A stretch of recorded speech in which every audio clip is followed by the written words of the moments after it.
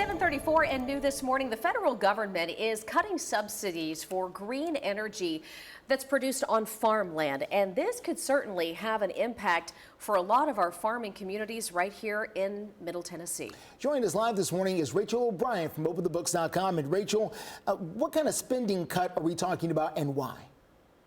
Yeah, so last week the USDA secretary was in Lebanon, Tennessee, to announce that they're not going to continue funding this program that currently uses taxpayer dollars for solar panels on farmland.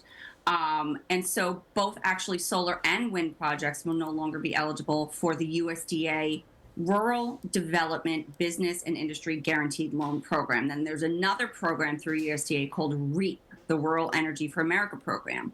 And those are only going to continue giving subsidies for solar systems that are small, 50 kilowatts, which take up about 3,000 or 4,000 square feet, not huge like we see on some of this farmland. And so, you know, they were with the Tennessee governor and Senators Blackburn and Hagerty, and they said the federal government, you know, subsidizing these solar farms lead to market distortions. It makes it harder for farmers to access farmland because it's more expensive and less available.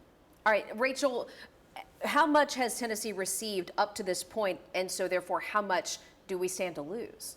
Yeah, so since fiscal year 2021, Tennessee has gotten $22 million from this REAP program.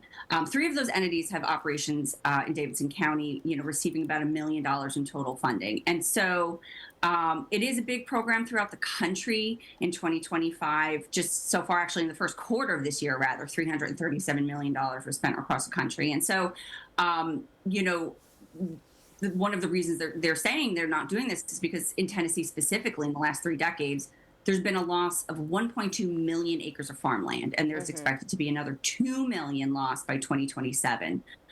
So they're now trying to protect the farmland. They can still, that's right, and they can still choose to lease their land to solar producers. They just won't get taxpayer money for it from these subsidies anymore. All right, Rachel O'Brien from OpenTheBooks.com. Thank you so much. We appreciate it. Thank you. The Music City